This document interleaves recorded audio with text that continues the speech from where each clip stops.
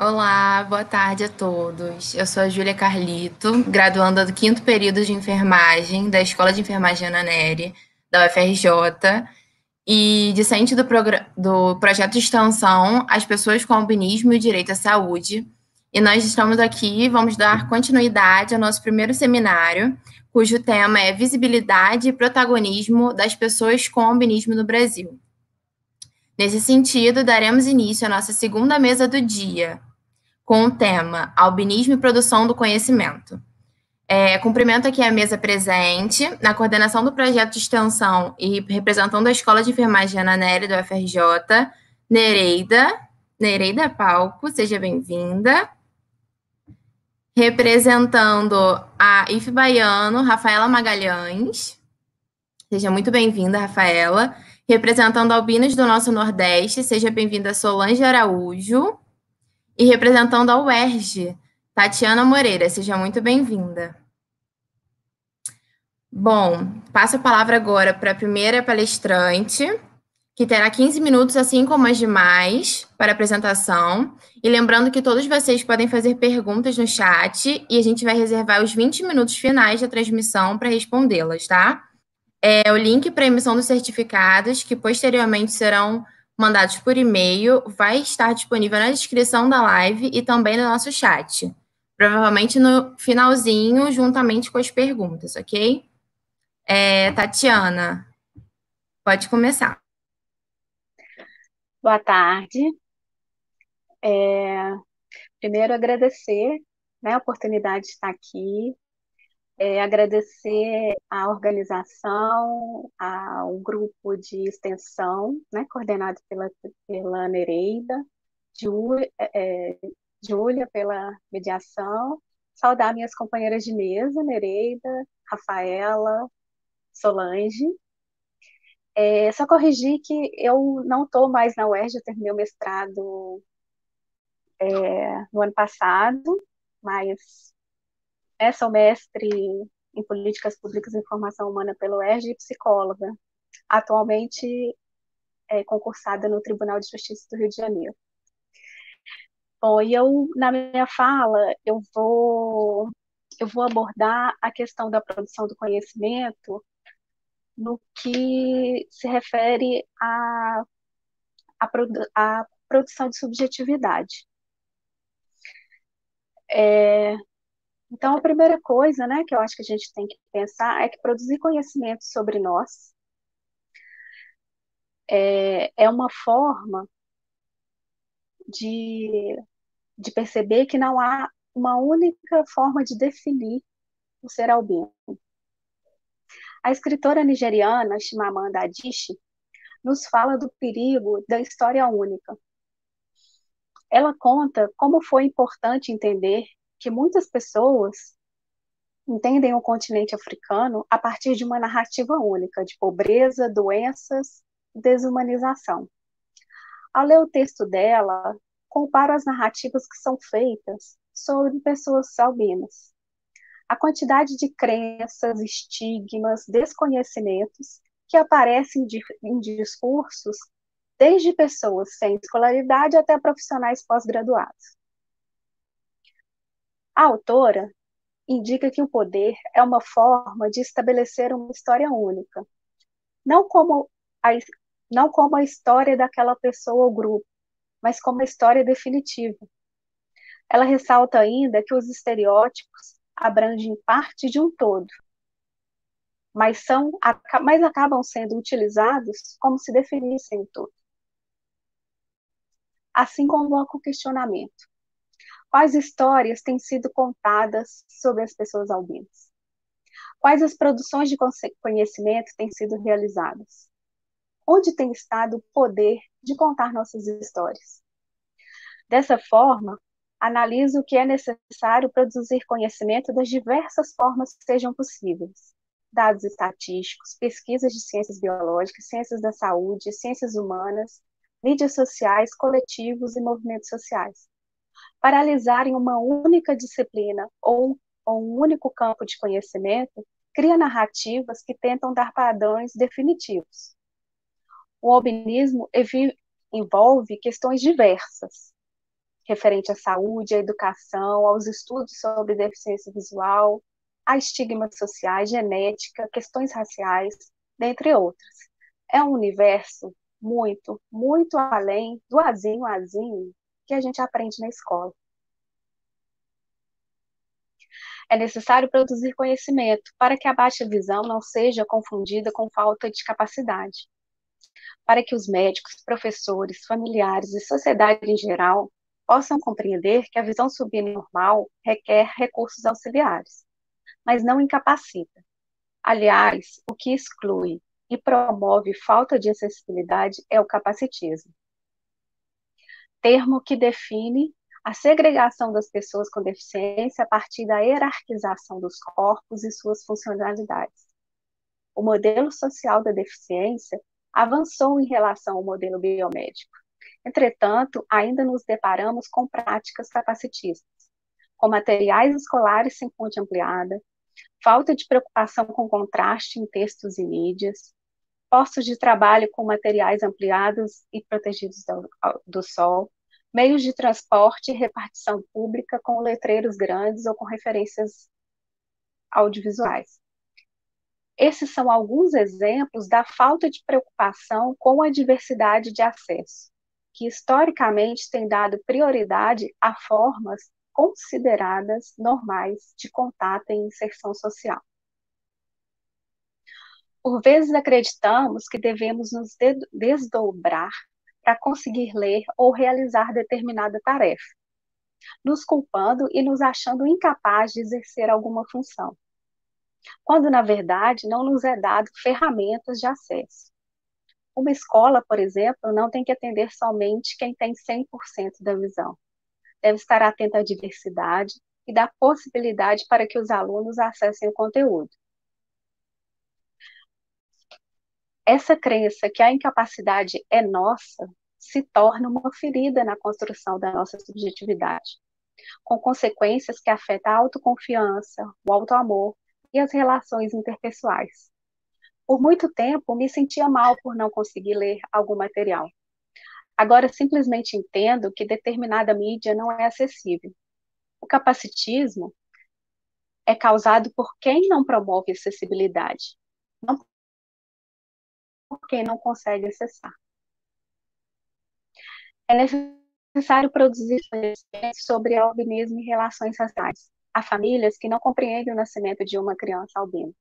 Pode haver desconfianças, discriminação, desconhecimento. O racismo estrutural, que segrega grupos e diferencia oportunidades através da raça, faz com que muitas famílias tenham dificuldade de acesso a cuidados específicos para a pessoa albina. Essa questão também está diretamente ligada à atividade. Uma pessoa albina vive um não lugar em uma família negra, por exemplo. Por vezes não é vista ou não se vê como negra. Mas também, pelas características do cabelo ou traços, também não é uma pessoa branca. A psicanalista Neuza Santos Souza discorre sobre a característica do negro brasileiro que, influenciado pela cultura que liga aspectos da negritude ao que é negativo, tenta se afastar dessas características, querendo atingir um ideal branco. Por 26 anos da minha vida, quis alisar meu cabelo e, por um tempo, afinar meu nariz. Que fenômeno operam nessas questões de afastamento da raça que não o racismo estrutural? Há uma prevalência do albinismo em famílias negras. Então, é necessário poder problematizar o lugar da pessoa albina na identificação racial, tal como em outros grupos raciais também. É preciso produzir conhecimento sobre subjetividade de crianças albinas, porque todas passam por aquele momento em que a diversidade é colocada no lugar da diferença, e o diferente como algo a ser discriminado. Nunca me reconheci nas histórias infantis. A Caixinhos de Ouro tinha cachinhos como o meu, mas não era albino. E a Branca de Neve era branca como eu, mas tinha cabelo preto. Representatividade importa na construção da identidade de uma criança. É fundamental que pais, professores e profissionais estejam bem informados para passar segurança e conteúdo para as dúvidas das crianças sobre si mesmas. É necessário produzir conhecimento para respaldar políticas públicas que consigam promover maior igualdade de oportunidades, principalmente para pessoas que vivem em situações precárias, sem informação sobre cuidados com a pele ou visão, sem acesso a protetor solar, óculos e outros recursos para garantir uma vida de inserção social. E aí uma coisa que a gente pode se perguntar é como que esse conhecimento ele pode ser produzido. Nos artigos científicos, nas revistas de saúde, artigos que digam do político, do social, do subjetivo, em diversas plataformas de publicações. Conhecimento produzido por pessoas albinas e não albinas. E que nós, albinos, possamos ser sujeitos produtores de conhecimento e não meros objetos de estudo. Tal posição nos deixou por muito tempo apenas ligados ao azinho da genética, e fazendo com que muitas pessoas não façam ideia de quem somos para além das características que a escola ensina, que são marcadas pela falta de melanina e visão. Acredito na pesquisa que ultrapassa a neutralidade, a ilusão de neutralidade, como define o autor René Luhou, na qual o pesquisador não é um mero observador do campo, mas que ao inserir no campo promove mudanças e é modificado pela pesquisa. Traz suas implicações e as analisa, sem dar um tom biográfico à produção, mas compreendendo que a atuação em uma pesquisa carrega uma história. Há também o conhecimento produzido pelos movimentos sociais, que levam, através da militância e do ativismo, informação e ação, como foi possível a gente ver e vivenciar hoje na mesa da manhã. É importante também o conhecimento através das experiências pessoais, relatadas em livros, entrevistas, materiais para a mídia, páginas da internet, que levam o conhecimento com uma linguagem mais acessível e que, por vezes, chega ao público pela via do afeto e pela identificação.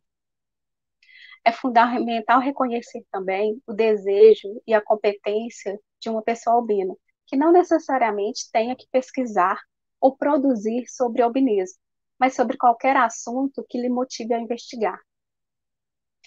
Não é interessante hierarquizar as formas de informação, mas sim reconhecer as diferenças, o alcance e os objetivos de cada maneira de comunicar e fazer ciência.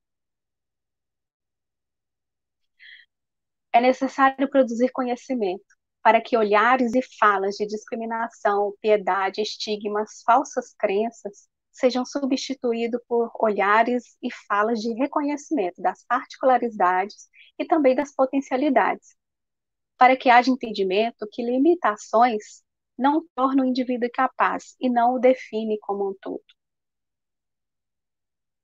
É necessário produzir conhecimento para que a frase "feitos para brilhar" seja mais que uma hashtag ou uma frase utilizada somente hoje ou neste mês, que possa ser realidade para pessoas albinas de qualquer canto deste país. Obrigada. Obrigada, Tatiana, pela contribuição. Vou passar a palavra agora, nesse momento, para a Solange. Tudo bem? Podemos começar? Bem. Olá, pessoal, boa tarde. Eu sou Solange, sou aqui da Paraíba, de Campina Grande, onde se realiza o maior São João do mundo. E junto com minha irmã, fundamos Soraya, que também ela é albina. Sou formada em letras português e letras espanhol. Tenho especialização em língua, linguística e literatura e também didática da língua espanhola. O que me fez começar a pesquisar sobre as pessoas albinas no ramo da educação foi exatamente a falta de inclusão que a gente encontra em sala de aula, independente da escola pública ou particular. Porque quando se fala de inclusão, se referem logo a rampas. quando um diretor escolar ou um gestor escolar, ele pensa em com deficiência, ele pensa logo em rampa, né? Não sei, ele não pensa nas demais deficiências, né? E aí eu também fiz alguns trabalhos acadêmicos que trazem dicas sobre como os pais devem incluir essa criança com... Então, assim, a primeira coisa que se deve fazer quando um pai ou a mãe vai matricular uma criança é levar um... Não é necessário, obrigatoriamente, mas por conta dos seus direitos sejam realmente legalizados. Porque, atualmente, não, se o pai chegar a dizer meu filho tem uma deficiência, a escola tem que já tomar as devidas providências para incluí-lo. Mas aí, algumas exigem o laudo médico. Que tipo de deficiência seu filho tem? E por que isso? Por que aquilo? Então, é muito bom levar o laudo. Tanto o laudo da baixa visão, caso o albino tenha, e do albinismo, porque engloba tudo. No decorrer da fala, vocês vão entender por quê. O pai deve pedir para o professor colocar a carteira do filho próximo à lousa, ou quadro, né? O quadro de giz, quadro lá, e pedir ao professor que amplie a letra ao escrever, que ele escreva com uma caneta preta ou azul, porque dá um contraste na cor do quadro, que geralmente é branca. Quando imprimir atividades para criança, que seja com a fonte maior, ou seja, ele pode imprimir todas as apostilas, todas as atividades na fonte 12, aproximadamente.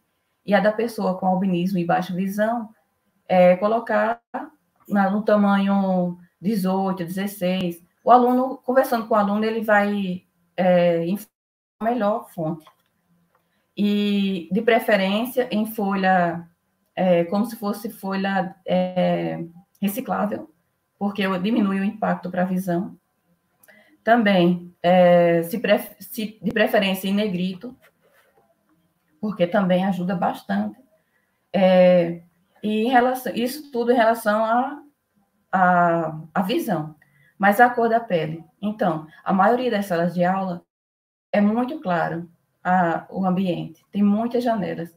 Então, se faz necessário o pai entrar em contato com a direção escolar e pedir que coloque algumas cortinas em sala de aula. Isso, geralmente, em escola particular, porque pública é quase impossível, né? E também explicar alguns termos que é usado com a criança albina. Já os pais levam para a escola a criança sabendo que ela é albina, porque quando começarem a ter bullying com essa criança, ela já pode se defender. Não, eu não está dizendo, eu sou uma pessoa albina, que não tem melanina. Então, assim, transmitir a segurança que a criança já tem dentro de si. Porque aí ela já vai amenizando a questão do bullying e já vai ser autossuficiente, né? Essas dicas são todas para os pais. E para os professores, o professor já deve, quando receber um aluno albino e de baixa visão, ele já deve ter pesquisado algumas coisas referentes àquela pessoa. O professor tem que estar seguro de que providências ele vai ter que tomar durante o ano letivo. Então, assim, pode começar e fazer uma introdução, até com o livro, se ela não encontrar livros relacionados a pessoas albinas, ela pode encontrar falar sobre o texto Cachinhos de Ouro, que é uma menina que tinha o cabelo claro, de cachos brilhantes, de cabelos macios, e aí já poder fazer uma introdução com as crianças, para as crianças saberem que aquela criança, ela é igual, só muda o tom de pele, né? E que os cabelos dela é loiro porque é bonito, porque é atraente. Então, a professora deve fazer esse respaldo. Deve também trazer... tem um livro que já traz, na literatura infantil, que é Pedrinho, o menino albino. E aí, nesse livro, descreve um pouquinho do preconceito que ele passa na escola, o apoio da mãe, né, na sua educação, e ajuda a criança a saber lidar com o preconceito, né, que eu já tinha falado anteriormente. Também tem a menina Sabrina, a menina albina, que também está inclusa. Para os adolescentes, já tem um e-book com relatos reais de pessoas albinas. Cada pessoa albina relatou um pouco da sua história e está disponível na web. Melanina Zero e Talento 100, onde vários albinos relatam sua experiência de vida, escolar, social, familiar, enfim. Esse livro é muito bom. Tem outro livro que também nós recomendamos, que é como se fosse uma autobiografia, de Roberto Bíscaro. Escolhi Ser Albino, o nome do livro. Ele faz um relato geral de sua vida. É um homem simples, foi uma criança simples, que enfrentou várias barreiras para poder chegar a ser doutor. Doutor. E todo mundo sabe que as pessoas albinas, por conta da baixa visão, às vezes a timidez, não fala para o professor as dificuldades que tem. E, às vezes, a reprovação escolar e tudo. E ele vem relatar muito bem, nesse livro, a história. Inclusive, eu tenho até aqui. Né? Recomendo. E também, como a Tatiana falou, eu já usei muito nos meus trabalhos o da autora Chimamanda, O Perigo de uma História Única, que ela fala que, por exemplo, se eu sou branquinha, não é porque eu nasci no Brasil, eu poderia muito bem ter nascido branquinha, nascer na África. E é o perigo de se pensar. Será que na África só tem negros? Não. Será que na Alemanha só tem gente branca? Também não. Então, assim, mostrar para a criança que não existe apenas uma afirmativa, que na vida há diferentes relatos, diferentes contextos, diferentes modos de vida. Não existe uma história única para a pessoa, né? Outra dica que o professor pode utilizar são músicas em sala de aula. Nós aqui do Brasil temos uma música que eu acho linda, é Sereia.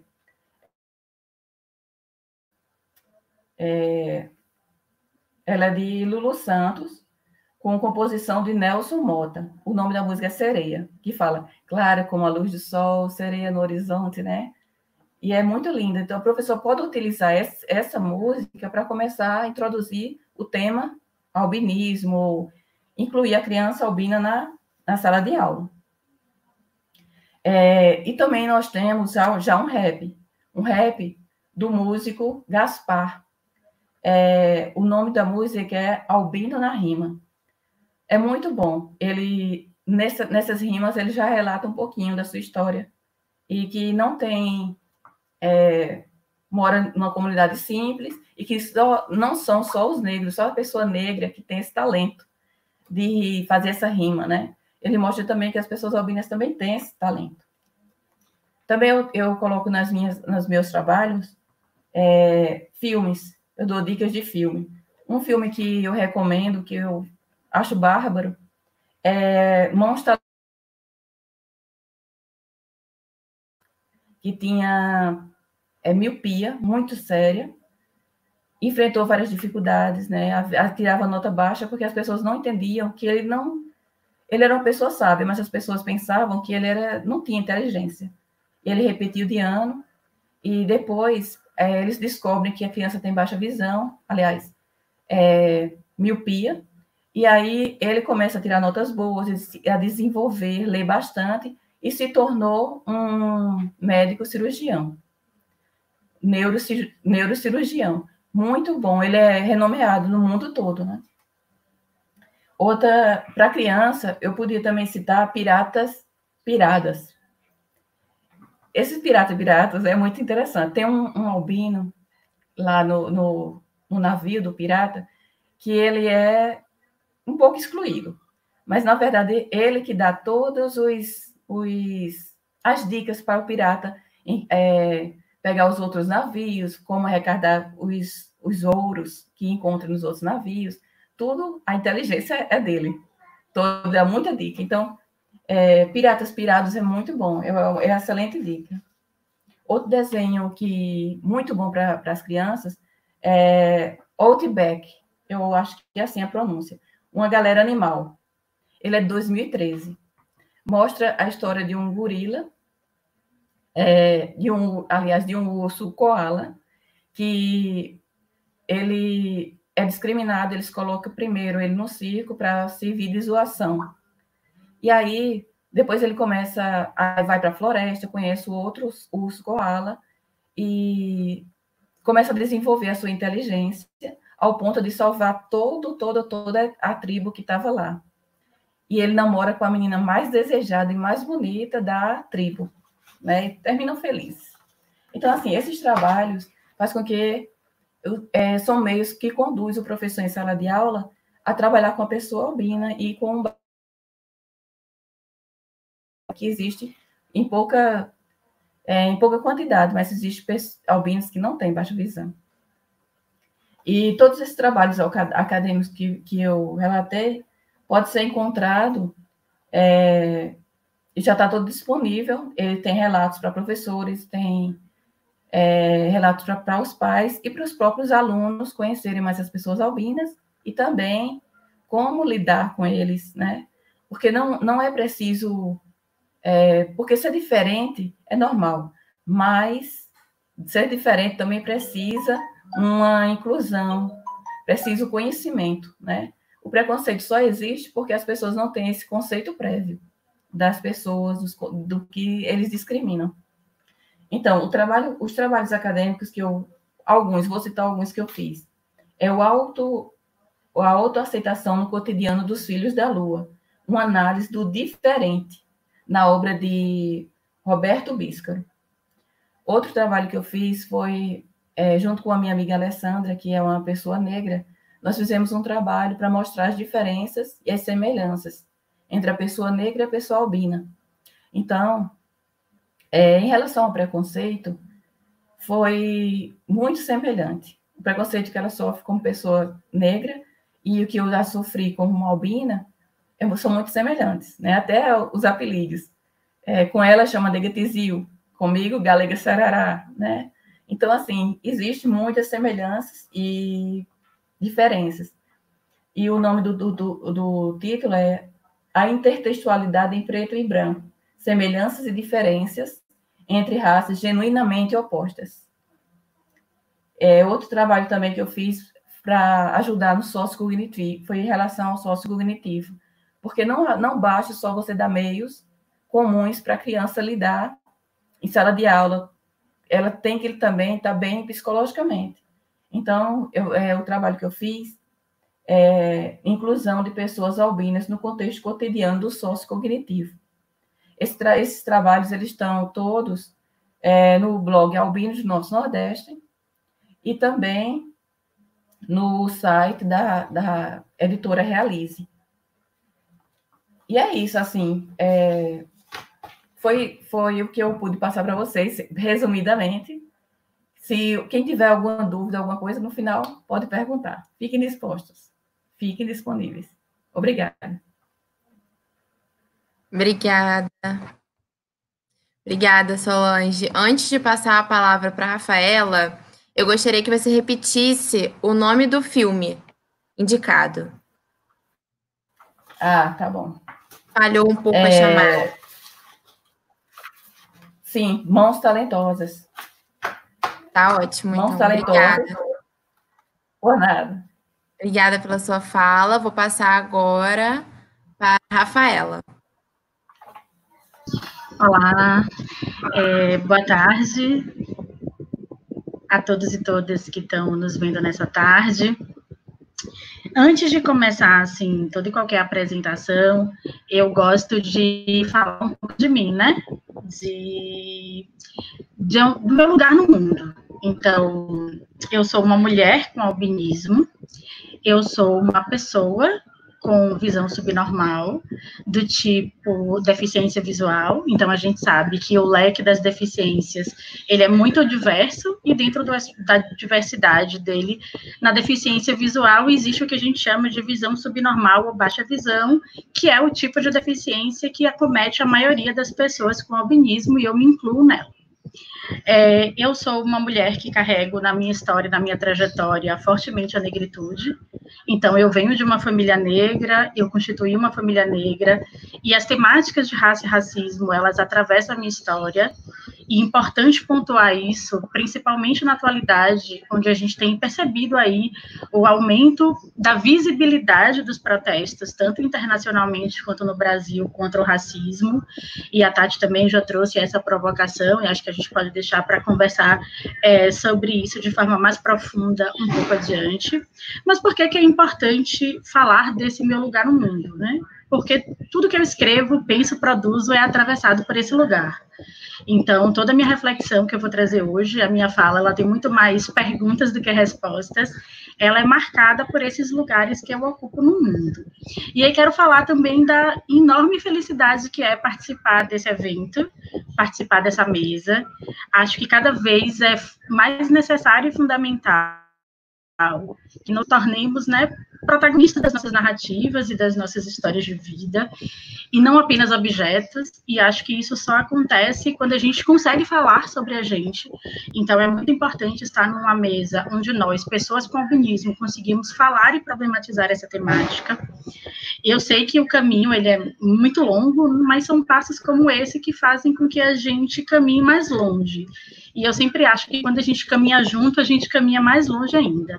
Então, eu estou bastante feliz de estar participando dessa mesa de hoje à tarde. E aí, no que se refere a essa discussão e debate que a gente está tendo sobre a produção de conhecimento, eu decidi pensar e produzir e escrever sobre nós, pessoas com albinismo. Então, eu sou uma pessoa albina que escreve sobre pessoas com albinismo. E isso se dá, uma das principais motivações de eu escrever e pensar sobre a gente, é que a pouca literatura que a gente encontra, então as meninas até já trouxeram isso, há uma produção ainda muito pequena de conhecimento sobre o albinismo, e dessa pouca produção que a gente encontra, ela está muito centrada na perspectiva médica, da genética, de explicações sobre isso. Então, vai ser mais comum a gente encontrar artigos ou até mesmo em materiais de livro, explicações de por que uma pessoa nasce com albinismo, ou o que é que caracteriza o albinismo. A gente também vai encontrar alguns artigos que falem sobre a deficiência visual. Tem surgido, né, até a Sol trouxe isso muito bem, recentemente artigos que vão dar conta disso na perspectiva educacional. A gente encontra materiais que falam sobre a prevalência do câncer de pele em pessoas com albinismo, mas a gente não encontra quase nenhum material dentro da área de humanidades que vá falar sobre o que é ser uma pessoa albina, no sentido da nossa condição enquanto humanos, humanos que vão se relacionar com outras pessoas, vão se relacionar com outros humanos, vão estar na sociedade de uma maneira geral. Então, essa motivação dessa ausência de escritos e de produção sobre isso me levou a pesquisar e pensar sobre nós, albinos, na área das humanidades. E aí, atualmente, né, eu faço um doutorado na área de antropologia, e aí acho que é importante também pontuar que a gente pode chegar no doutorado. Então, a Tati trouxe na sua fala uma discussão que a gente vê muito na nossa sociedade, que é de um incapacitismo vinculado às deficiências, e é importante dizer que a gente pode ocupar todo e qualquer espaço. Isso não significa tornar invisível as barreiras que a gente enfrenta para chegar nesses lugares, não é disso que se trata, mas se trata da nossa capacidade de estar em qualquer um dos lugares que a gente decidir para a nossa vida. E aí eu terminei na minha trajetória decidindo o mundo acadêmico, então é possível sim chegar, né, num doutorado. Então, dentro do doutorado eu faço um recorte, uma pesquisa que é para pensar sobre nós albinos. E essa pesquisa ela tem uma pergunta grande, que é uma pergunta de partida que vai nortear todo o meu trabalho, que é pensar como os albinos produzem os seus processos identitários, a construção desse processo identitário. E aí, você que está vendo, vai pensar, putz, não entendi nada do que Rafa falou e agora ficou super confuso para mim. Mas, na verdade, é bem simples. Eu me disponho a ouvir os albinos e albinas para pensar junto com eles o que é que a gente pensa sobre a gente mesmo. Então, o albinismo, ele é considerado uma condição genética rara, e qualquer um que está assistindo hoje à tarde pode comprovar isso. A gente conhece muito mais pessoas pigmentadas do que pessoas albinas nos ambientes que a gente frequenta, né? Nossa escola, família, trabalho, universidade, enfim. E é justamente nesse encontro entre essa pessoa albina e as pessoas pigmentadas das mais diversas cores que essa diferença aparece. Então, eu procuro pensar e entender como é que nós, albinos, nos demos conta de que a gente era diferente. Porque, com certeza, em algum momento da nossa vida, a gente pensou, nossa, sou diferente da maioria das pessoas que eu conheço. E aí, no meu caso, especificamente, eu sou diferente de toda a minha família. Então, não existe nenhum caso de albinismo na minha família. Eu sou a única. Então, é justamente nesse momento dessa diferença que me interessa saber. Então, como é que essas pessoas albinas se deram conta da sua diferença? Em que momento da vida ser albino ou ser albina ganhou um significado na vida dessas pessoas?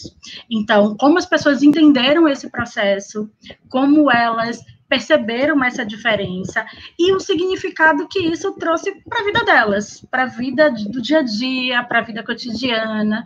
Então, como é ser uma pessoa albina? Então, essa é a pergunta que eu tento responder ao longo dessa minha pesquisa e que eu trago hoje à tarde para a gente pensar e se provocar, né? Você já parou para pensar o que é ser uma pessoa com albinismo? O que significa viver todos os dias na pele de alguém que não tem cor? E aí, mais do que esse processo do próprio entendimento das pessoas com albinismo, eu quero também provocar e pensar o que é que essas pessoas fizeram com essa informação na sua vida. Então, as pessoas foram lá, se deram conta de que elas eram albinas em algum momento, que elas eram pessoas diferentes. Isso fez um significado para elas. E aí eu quero saber o que é que elas fizeram com isso, com essa informação nas suas vidas cotidianas. Só como forma de exemplo, né? Todas nós aqui, agora à tarde e à mesa da manhã, todas essas pessoas fizeram uma escolha na vida, após se identificarem enquanto pessoas albinas, que era se engajar na luta, que é lutar por garantia de direito a essas pessoas. Então, a gente milita por uma política pública de saúde que possa distribuir regularmente protetores solares, a gente milita para que qualquer albino, em qualquer parte desse país, possa ter o direito a um atendimento médico especializado, a gente produz conhecimento, porque a gente acredita que a informação é essencial e fundamental para a gente diminuir qualquer tipo de preconceito. Então, nós decidimos um engajamento político na luta pela visibilidade das pessoas albinas. Mas essa não é a única forma de ser um albino e de ser uma albina. Então, me provoca muito também saber quais são essas formas. Como é que esses albinos que não estão engajados numa luta política vivem as suas vidas cotidianas? Como é que a sua ideia e a sua compreensão sobre ser uma pessoa albina repercute no seu próprio fazer diário, na relação com as suas famílias, enfim. Então, dentro disso, né, de pensar como as pessoas albinas pensam sobre si mesmas e o que é que elas produzem de sentido e significado para suas vidas, eu tenho muitas e muitas perguntas no doutorado, mas eu trouxe 2 perguntas para a gente pensar no que se refere a essa produção de conhecimento, na verdade, 2 provocações, porque elas envolvem uma série de perguntas em cada uma delas, para a gente pensar junto hoje aqui sobre como essa produção de conhecimento de alguém com albinismo que estuda outras pessoas com albinismo se situa e acho que construir junto sempre é o melhor caminho. Então, a primeira provocação, ela vai dizer respeito à relação racial. E aí a Tati, no início da sua fala, já trouxe bastante essa provocação, então eu vou reforçar ela, porque ela motiva muito o meu fazer e esse meu pensar sobre as pessoas com albinismo, que é a provocação de que se uma pessoa com albinismo, uma mulher albina ou um homem albino, pode se afirmar negro ou negra no Brasil. E aí, quando eu faço essa provocação, eu preciso também pensar no universo de relações que está envolvido com essa pergunta. Então, o que é ser negro, o que é ser negra no Brasil? O que isso significa? Quando a gente se provoca sobre isso, é muito comum a gente encontrar que a resposta para essa provocação está relacionada a características físicas. Então, cor de pele, tipo de cabelo, e isso nos faz essa provocação, né? Então, como é que uma pessoa com albinismo, desse tipo de albinismo que nós temos, né, as meninas e eu, que é um albinismo que ele se apresenta na pele, como uma falta de coloração. E também por que eu faço essa demarcação? Porque o albinismo ele se apresenta de muitas formas.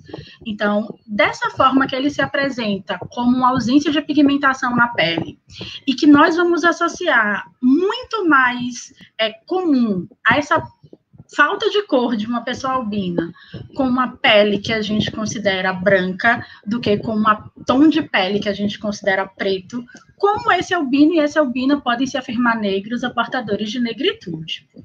E aí é muito simplório na minha cabeça, assim, pensar que é como se fosse um fato dado. Se você é albino, logo você é branco. E isso não é verdade, né? Como eu falei no início, tudo que eu escrevo está muito vinculado à minha trajetória de vida. Então, eu sou nascida e criada em Salvador, a cidade com maior percentual de população negra fora do continente africano, na qual muitos albinos e muitas albinas vêm de famílias negras. E não apenas constituem e fazem parte de uma família negra, mas como carregam essa negritude nas suas histórias de vida, carregam traços e elementos dessa negritude na sua construção identitária. Então, eu tenho certeza que você, albino ou albina, que está nos vendo nessa tarde, que vem de uma família negra, que vem de uma família que tem uma religião de matriz africana, ou que vem de uma família que traz traços culturais identitários da negritude, entende isso que eu estou falando. Então, essa é uma das provocações, é pensar o cruzamento entre o albinismo e as questões raciais, mais especificamente a identidade negra, ou as pessoas que possuem traços de negritude no seu processo identitário. E o segundo recorte, a segunda provocação, é pensar sobre os nossos afetos. Isso, para mim, se constitui algo muito importante.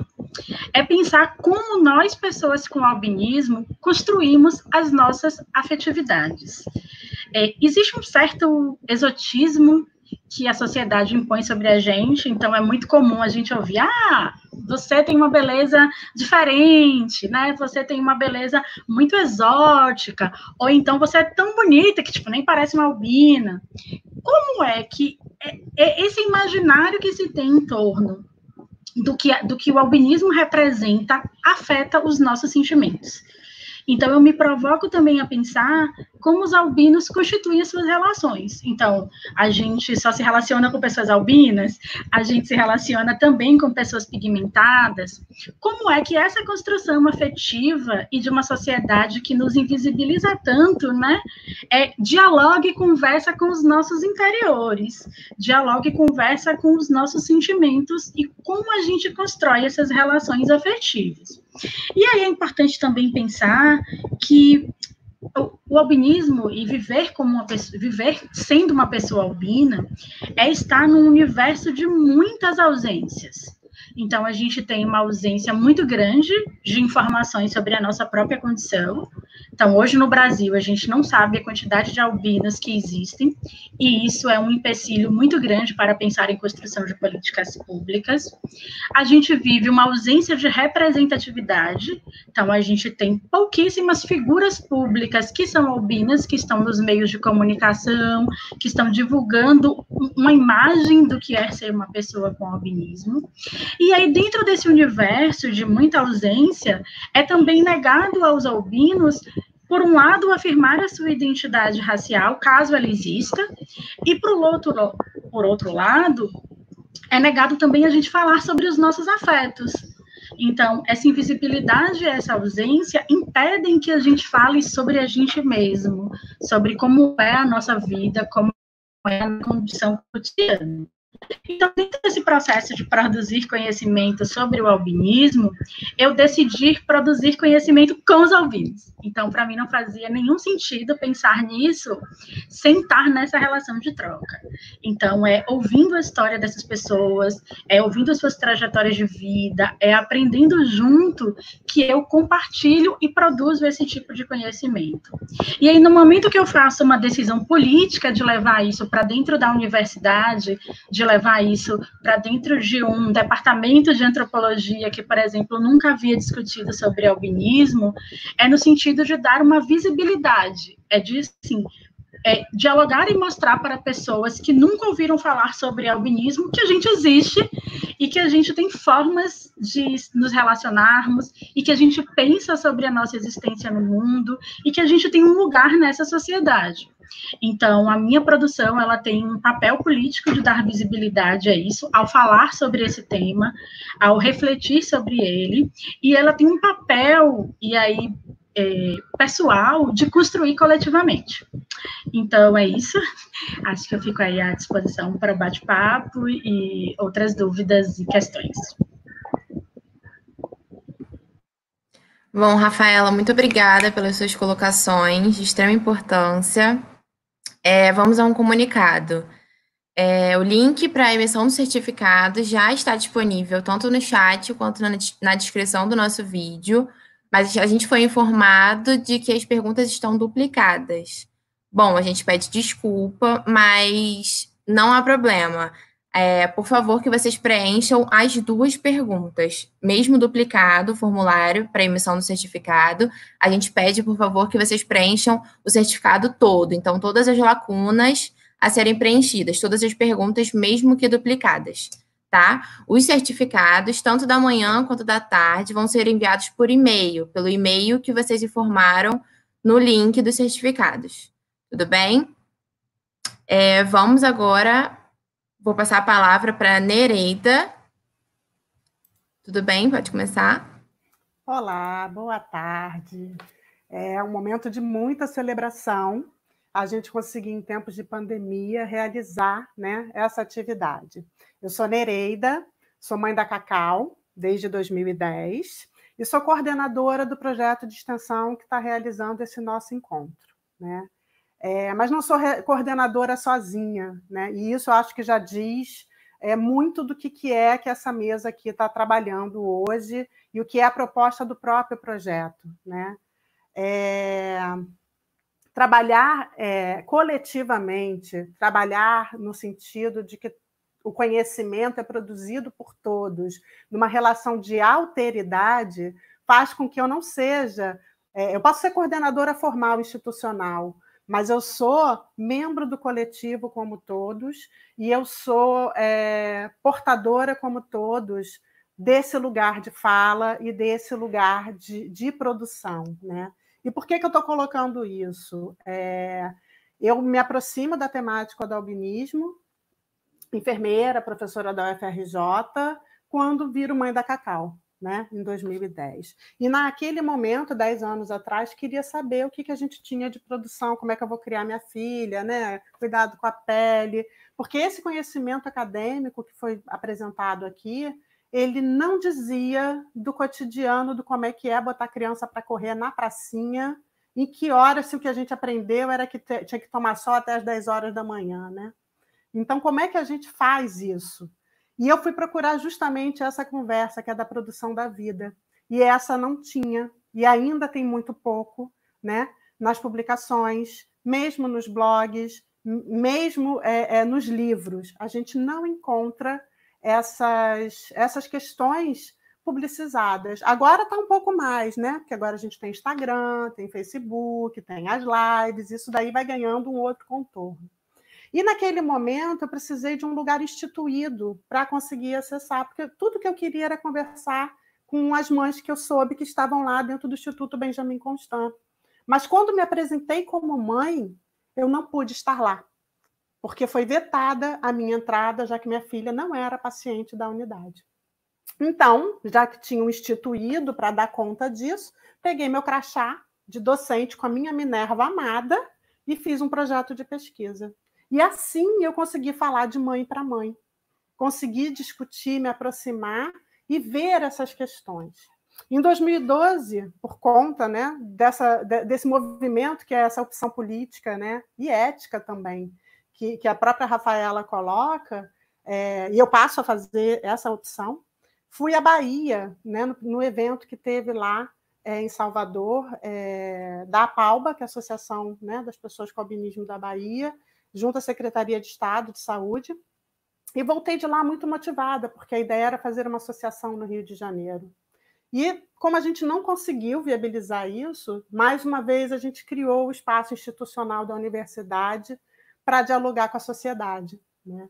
E, à época, a diretora me falou assim, quando eu fui perguntar se a gente podia usar uma sala. Ela falou, esse é o seu projeto de extensão, professora?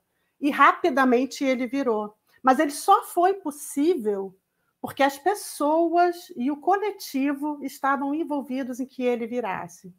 Esse projeto, então, está em curso desde 2013, mas ele só existe porque as pessoas com albinismo que fazem a opção, né, de produzir conhecimento sobre si, de discutir e de abraçar o que é ser uma pessoa com albinismo e pensar não só em si, mas nas gerações futuras, pode construir junto, né?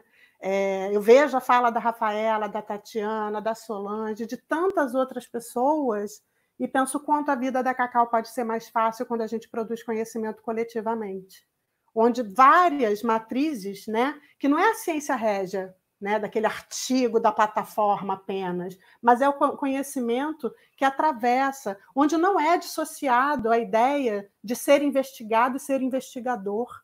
A gente não faz essa dicotomia, né, do pesquisador e do objeto da pesquisa, mas a gente ter o entendimento de que essa produção ela pode ser feita junto, e que isso faz com que a vida da Cacau se torne uma vida mais fácil, porque a geração da Cacau, e a que vem depois, vai poder ter acesso a Pedrinho, menino albino, e já teve, e teve como presente, né, de Natal, e o irmão que não tem albinismo pode levar para a escola, e isso vira roda de conversa no ensino fundamental. Tem que os trabalhadores da escola passam a saber que eu, como mãe, exijo e me coloco na posição de que não é favor, é direito. A direção da escola sabe disso. Mas eu não sabia disso. Eu só pude saber disso porque eu estive, a partir do contato com o conhecimento de quem vive o albinismo, entendendo que produziríamos esse conhecimento junto. Então, toda essa produção faz toda a diferença. Hoje, nós estamos numa nova fase do projeto, no novo cadastro de plataforma institucional. Já tivemos outros alunos de outras universidades, como a Universidade Federal Fluminense, a partir da Escola de Enfermagem de lá, que é a nossa parceira, alunas do Serviço Social, né? Várias outras pessoas atuando e fazendo esse diálogo junto conosco. Mas hoje nós temos 4 alunos inscritos no projeto, são de enfermagem. A gente quer abrir para a área de produção visual, para a área da pedagogia, para a área do direito, da atenção social. O ideal é que a gente possa fazer uma grande construção de diferentes fontes e frentes de saberes para que a gente possa juntos caminhar. Mas uma certeza que eu tenho, e isso eu tive a experiência também, de chamar as pessoas com albinismo para dar aula na universidade. E foi maravilhoso, porque deram aula na residência, deram aula na pós-graduação e no curso de graduação. E o que a gente colheu de fruto desse contato da universidade com a sociedade, produzindo conhecimento junto, sem segregar o conhecimento que se diz produtor de verdade, o segmento, e o conhecimento que se diz senso comum, mas incorporando e produzindo potência desse encontro, é que a gente ganhou pessoas que capilarizaram a informação, que disseminaram o saber sobre a questão do albinismo para frente. Porque hoje eu tenho alunos que estão formados e são psicólogos, e são assistentes sociais, e são nutricionistas, né? E que são enfermeiros, estão na ponta nos serviços. E quando estes encontram as pessoas com albinismo, eles têm um conhecimento diferenciado, porque a graduação de muitos cursos não sai do azinho azinho. Eu mesma, na minha formação, já tem um tempinho, né? Mas foi lá na genética, no segundo período, que foi dado um exemplo, mutação recessiva, e acabou. Agora, como é produzir a vida? Que fluxo de atenção à saúde? Que noção ampliada de conceito de saúde é esse que vai da educação, do trabalho, do transporte, né?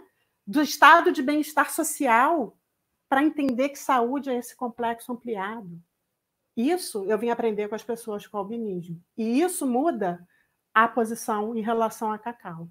Então, não sei, não penso que seja necessário ter albinismo para produzir sobre, para considerar que seja o conhecimento válido. Mas precisa ser algo que dialogue com a vida cotidiana e não do lugar distanciado do que vou lá, olho, né, para o meu experimento e crio a minha ideia do que é a produção do conhecimento sobre. O conhecimento precisa ser aplicado. E acho que essa é a grande diferença que o projeto de extensão tem para trazer de contribuição para todos nós, né? É porque ele possibilita que todos os conhecimentos... Depois disso vieram vários outros projetos de pesquisa, a gente está agora batalhando aí por mais um PIBIC, né? Que é uma bolsa de iniciação científica, mas que a gente possa fazer isso com aplicação prática, com aplicação no cotidiano e na mudança que o conhecimento produzido pode fazer para a vida das pessoas. Agradeço a todos, estou assim, super emocionada, e sigamos.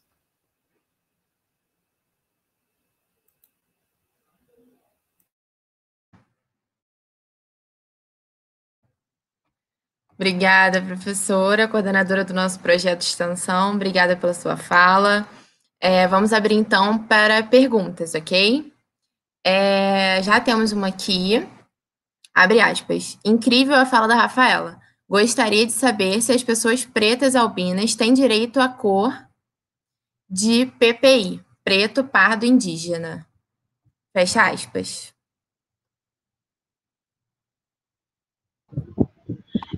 Direito à cota, Julinha, na verdade, né?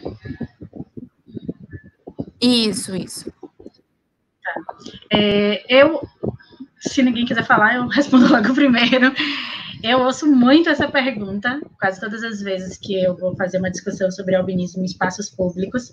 E aí eu sempre gosto de dizer que não tenho nenhum perfil de jurista, então eu não sei legalmente se a minha resposta condiz, né? Mas tudo que eu pesquisei e vi sobre afirma que há uma prevalência no caso das deficiências em relação a outras cotas. E isso implica também uma adequação desses espaços. Então, se uma pessoa albina ela vai fazer ou um concurso, ela vai prestar um vestibular, e ela tem a deficiência visual prevalece sobre outras cotas, até para que ela tenha um ambiente de trabalho, um ambiente educacional, de acordo com a sua necessidade específica. E isso no campo visual. No caso do albino ou da albina não ter uma deficiência visual, e eles, enfim, vindo dessa trajetória que eu tenho discutido enquanto uma identidade negra, ele pode sim pleitear uma cota, isso não é negado a ele fazer, mas a gente sabe que há uma banca de heteroidentificação, e aí há algumas provocações que a gente precisa fazer sobre isso. Então, quando a gente pensa numa cota para pessoas, para a população preta, a gente está falando de um universo também de representação e de quanto a gente vive uma sociedade marcadamente racista. Mas que esse racismo no Brasil, ele está muito, muito marcado por uma cor da pele. Então, particularmente, eu acho que se os albinos podem, e a sua grande maioria vai conseguir fazer isso, acessar a uma política de cotas em virtude da sua deficiência, que ele o faça nesse caminho, para que a gente também tenha cuidado com esse universo da representação que existe nesses espaços, e para isso as cotas raciais elas foram criadas, né? Para que a gente tenha uma reparação histórica de um processo de escravização dessa população e que nunca foi esquecido nesse país. Isso a gente precisa deixar bem claro, a gente luta há muitos anos para que esse processo seja ultrapassado, mas ele ainda não foi, a gente tem um país de uma mentalidade ainda muito escravocrata, e os últimos acontecimentos no Brasil, a gente tem percebido isso. Então, se ela pode acessar, faltando a dizer, né? Se ela pode acessar, só para concluir o pensamento, através de uma política de deficiência, que ela o faça. E a minha opinião é que essas vagas estejam reservadas para uma população que, historicamente, está à margem de todo e qualquer elemento da sociedade, no sentido de uma característica física. Eu sei que isso é um debate muito intenso e muita gente não concorda com a minha postura, mas é o que eu penso sobre esse assunto. Então, ela tem direito a concorrer, mas aí varia de banca para banca essa aprovação ou não, em virtude da sua trajetória e história de vida.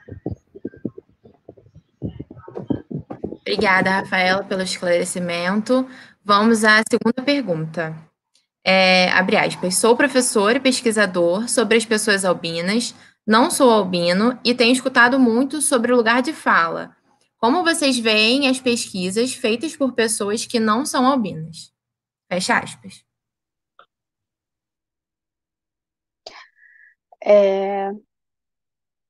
Bom, eu acho que esse conceito, né, o conceito de lugar de fala, ele tem sido um pouco confundido aqui no Brasil, né?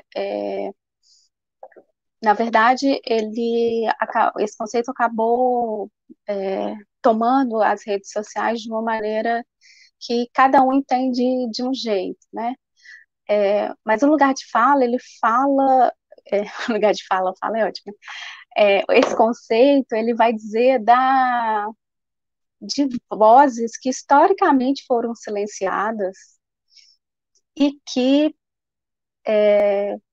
merecem o protagonismo na hora de produzir e de falar de determinadas questões.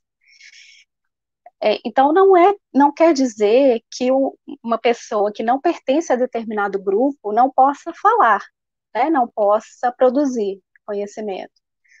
Mas é fundamental que seja localizado de onde essa pessoa parte para produzir algum conhecimento, né? Então, isso vai ser em relação a publicações sobre relações sociais, sobre gênero, sobre pessoas com albinismo, principalmente, né, para a gente evitar aquilo que eu comecei falando do perigo da história única, né, que a Chimamanda fala. Porque determinados grupos que sempre foram, que estiveram na elite, né, da produção do conhecimento, se colocaram como o padrão e o que deveria ser seguido, né, em relação a determinados conceitos. Então, eu não vejo nenhum problema uma pessoa não albina produzir e pesquisar sobre albinismo, né? Desde que isso seja reconhecido, que lugar é esse que essa pessoa fala, né? E principalmente, uma coisa que acho que todas nós falamos agora, né? De mais do que... E aí eu acho que é isso, quando a Rafaela fala do fazer com, né? Do pesquisar com, mais do que olhar uma pessoa albina como um objeto de pesquisa, como um sujeito, né? Que produz conhecimento. Então é isso, eu acho que não tem nenhum impedimento, né? E uma outra questão importante é também o protagonismo, né? A voz que tem que ser protagonista de determinados grupos, né? E o cuidado também para não produzir verdades únicas. É isso. Alguém mais gostaria de contribuir para a pergunta anterior?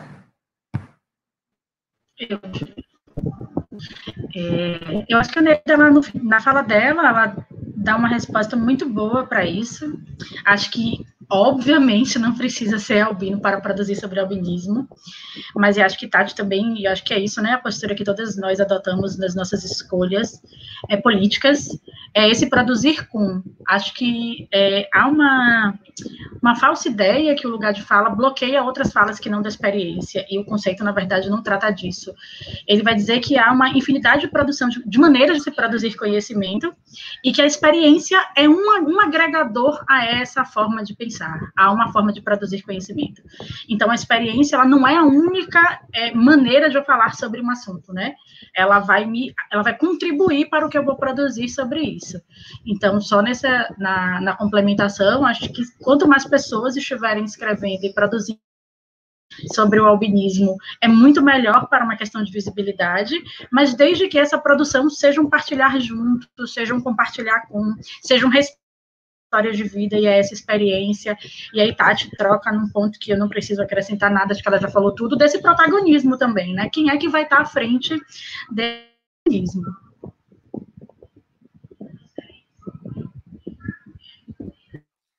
Obrigada, Tati. Professora, gostaria de fazer alguma contribuição?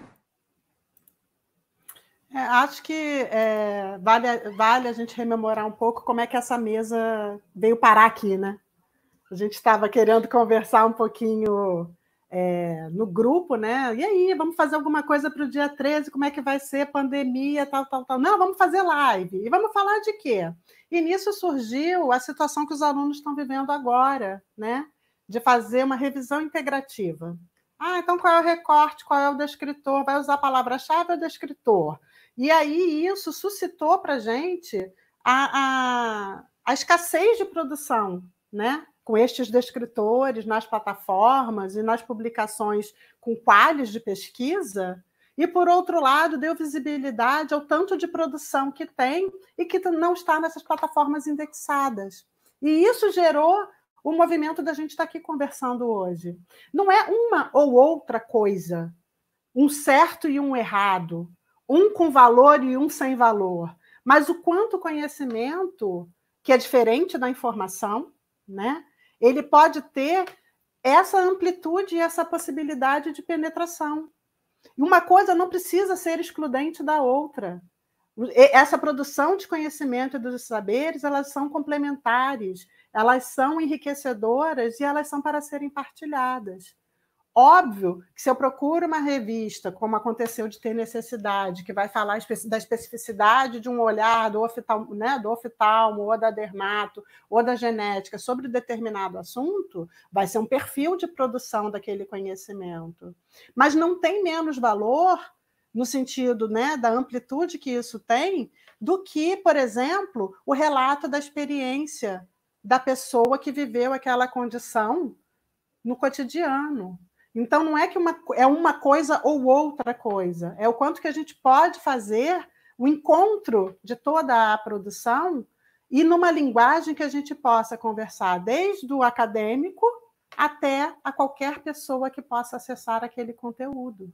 Isso também é muito importante, porque a gente fala quase um dialeto quando fala que faz pesquisa ou que faz conhecimento, é algo que é para não ser atingido, fala uns termos difíceis. Em que momento a gente faz a interlocução entre essa produção e a produção do cotidiano na vida como ela é? Isso também é um lugar importante a ser produzido, e isso produz e agrega muita potência para a produção da vida, para a produção da ciência e para a utilização do próprio conhecimento, porque ele não fica encastelado numa única esfera. Tem a ver muito também com essa ideia de poder, né? Saber é poder. E como que a gente faz com que esse poder possa ser compartilhado por todos, né?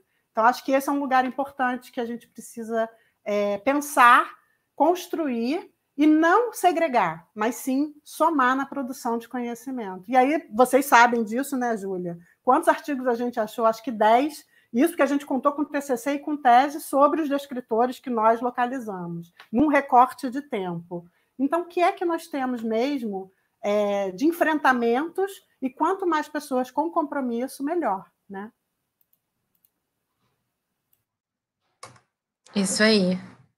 Obrigada, meninas, pelas suas falas. Vou fazer mais uma pergunta. Desculpa, eu acho que a Solange queria falar. Vou passar, Sol. Pode. Então, sobre esse tema de pesquisa, a pessoa que não é albina, ela pode, sim, lógico, fazer um trabalho sobre as pessoas albinas. Mas, em particular, eu aconselho que procure uma pessoa albina para o trabalho ficar mais real. Porque, assim, um trabalho bibliográfico, se não for bem pesquisado, se não for bem projetado, você vai dizer o que já disseram e nada de novo. Você não vem a somar, agregar aquele grupo de pessoas albinas e aos conhecimentos posteriores. E eu vou citar aqui um exemplo de José Adailton Aragão. Eu acredito que ele esteja assistindo a nossa live. Ele teve um sonho com um monte de crianças e albinas pedindo socorro, e ele estava entrando no mestrado. E ele pesquisou algumas coisas e não achou por bem, assim, encontrar essa pesquisa, ele não encontrou no que ele já tinha escrito, no que já estava escrito na internet. Então, o que ele fez? Ele me procurou alguns albinos aqui da Paraíba e fez a pesquisa dele. E aí, com isso, ele fez um livro que eu até falei que eu ia citá-lo, Guerreiros do Sol e da Lua. Esse livro vem falar muito bem sobre a luta realmente da pessoa albina e que foi feito a pesquisa conosco, nós albinos, de algumas pessoas aqui da Paraíba. Então, assim, eu fui a chave para essa pesquisa. Então, aconselho as pessoas que não são albinas fazendo um trabalho sobre albinismo, mas que procure realmente uma pessoa albina que ela pode te direcionar para uma boa pesquisa, para uma pesquisa mais ampla e realmente real. Realmente real é redundância, mas é por aí. Tá? Obrigada.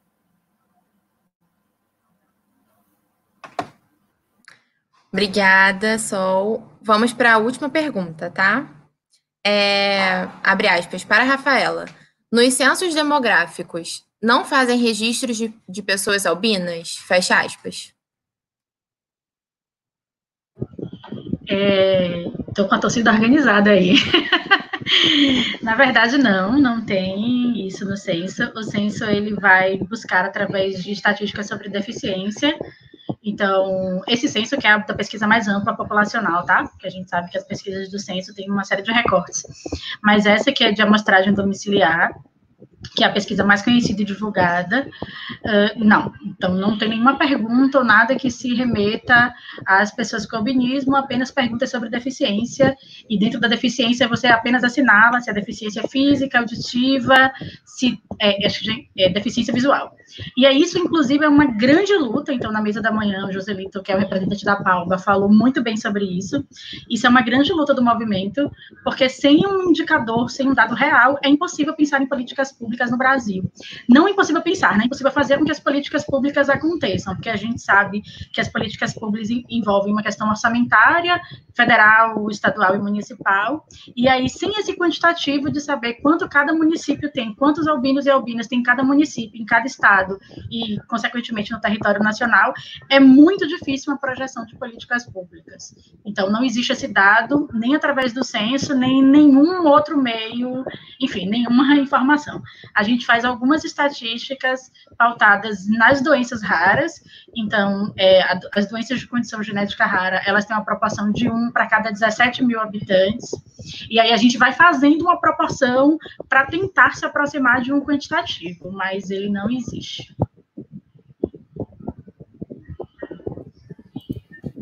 Só para trazer uma experiência vivida disso, né? Em 2010 foi quando a Cacau chegou e foi o último censo demográfico que a gente teve.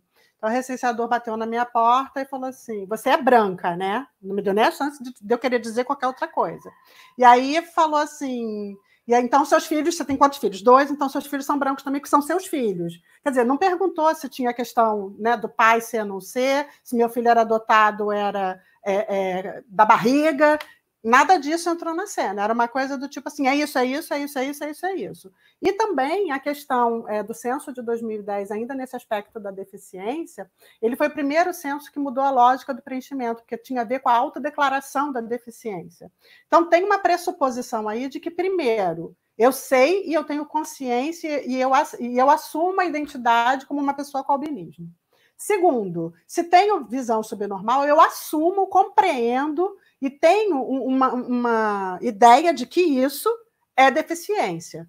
Então, para que eu possa, inclusive, responder ao censo, tem pressupostos que não estão dados nessa pergunta, que é, eu sei que eu tenho albinismo, e eu sei que a visão subnormal está classificado no CID-10 como H54.2. Por isso, eu posso dizer que eu tenho uma deficiência visual.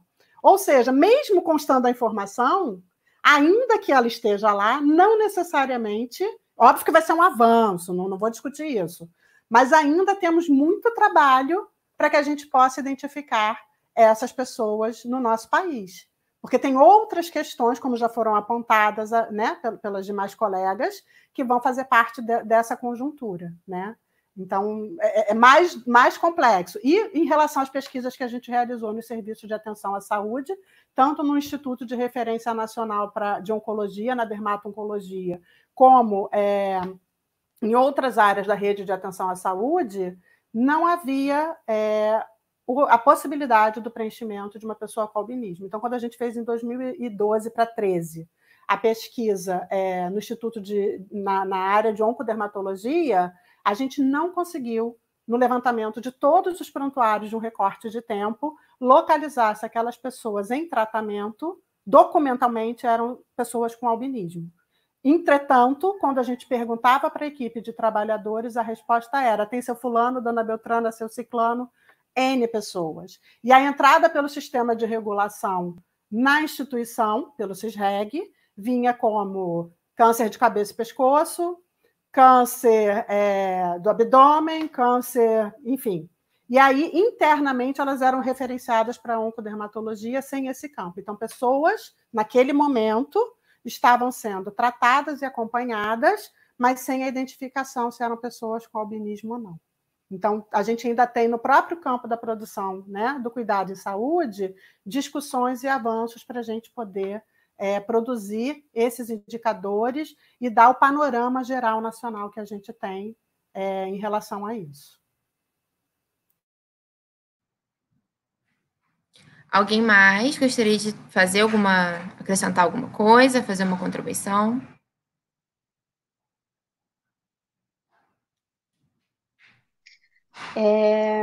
Não é nessa questão, acho que as meninas já falaram, né? Nereida e Rafaela falaram muito bem, mas eu vi uma questão aqui no chat, que é uma pessoa perguntando se é correto dizer que ela que é uma preta albina, é a Bianca. Acho que a Rafaela também pode falar. Bom, eu acho que o que a gente falou da identificação, né? Assim, que a identificação em relação à negritude vai para além de somente a cor da pele, né?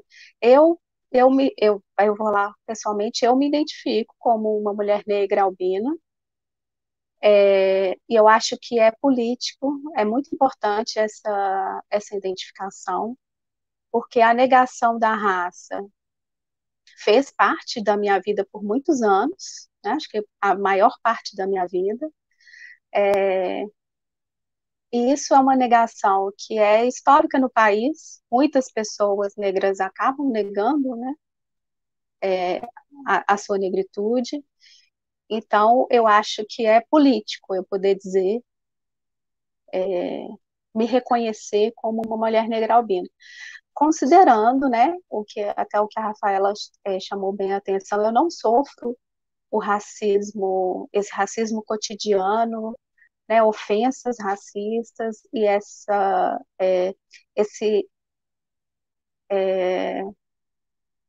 essa violência do racismo, né, é importante frisar isso e deixar isso claro,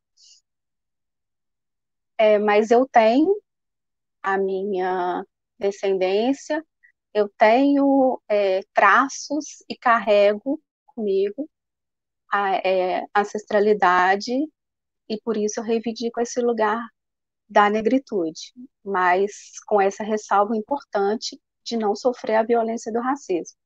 Mas uma coisa importante também é que as pessoas com albinismo de famílias negras acabam sofrendo as consequências do racismo estrutural, né, em relação à falta de acesso a uma série de recursos sociais, as questões, né, de não identificação, por exemplo, com o cabelo, com alguns traços. Então é isso, acho importante responder essa questão aqui que eu vi no chat.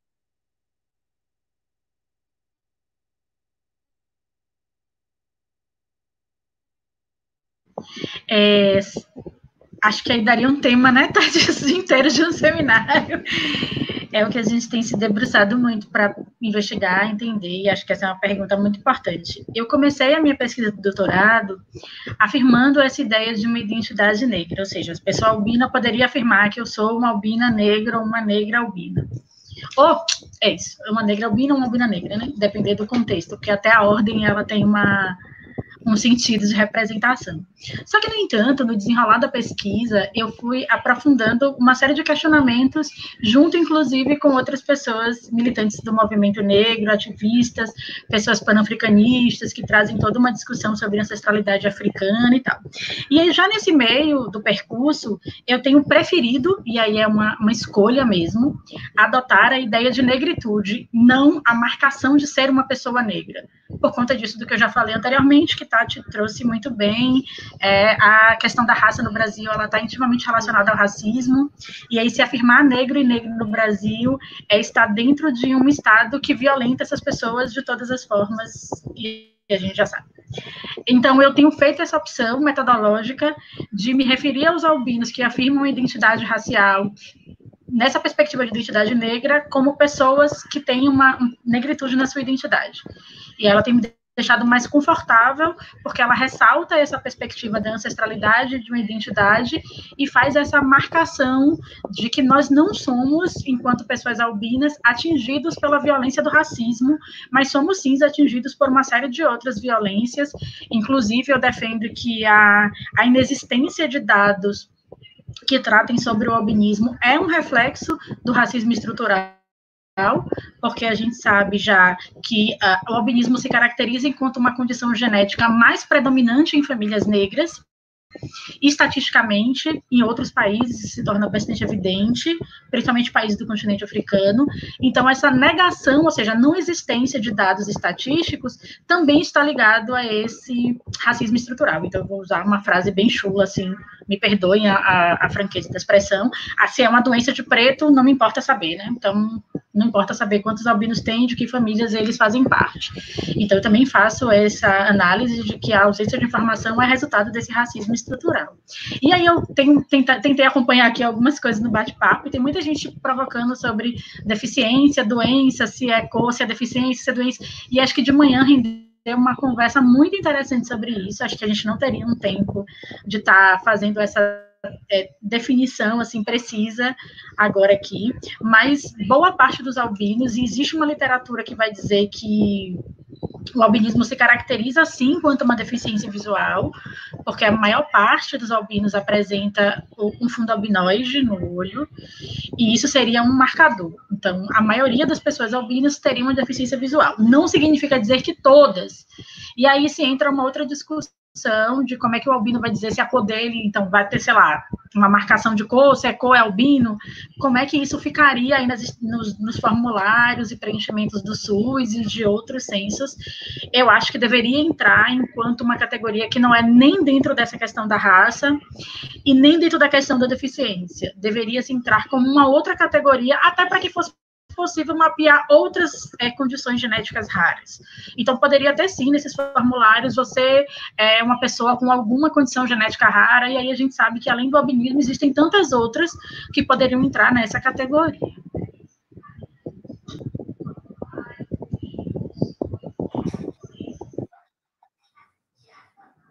Alguém mais gostaria de contribuir, ter a fala?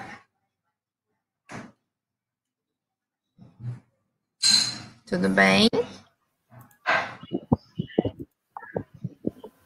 Bom, então, encerraremos aqui o nosso primeiro seminário, cujo tema foi Visibilidade e Protagonismo das Pessoas com Albinismo no Brasil. Eu agradeço imensamente a composição da nossa primeira e da segunda mesa e toda a contribuição para a realização do evento. Agradeço a professora Nereida pelo projeto, pela idealização e por todo o empenho colocado. Aos meus amigos que também fizeram parte do evento, da elaboração do evento e fazem parte do projeto de extensão, Lucas Menezes, Cíntia Carvalho, Maria Eduarda Borges. Agradeço também, em nome do projeto, a todos vocês que assistiram. Esperamos fidedignamente que tenham gostado e tirado proveito de todo esse ensinamento aqui discutido. Os certificados serão enviados por e-mail a todos que preencheram. Deixaremos a live aqui salva no canal e qualquer dúvida que vocês tiverem, que possa vir a surgir, fiquem à vontade para entrar em contato no e-mail. A gente vai disponibilizar o e-mail também. O e-mail é albinismo.extensão.frj@gmail.com. Qualquer dúvida que vocês tiverem, também podem comentar aí no chat, e assim que a gente conseguir, a gente entra em contato. Ou vocês podem mandar também para o nosso e-mail, tá? Vai ficar disponível aí. E é isso. Obrigada a todos que participaram, tanto a mesa quanto aos que estão assistindo, nos assistiram durante as 2 mesas. Obrigada, gente. Obrigada. Tchau, tchau, pessoal. Gratidão. Tchau. Obrigada, gente. Que esse seja o primeiro de muitos eventos. Com certeza. Obrigada. Vamos encerrar. Um beijo. Beijo.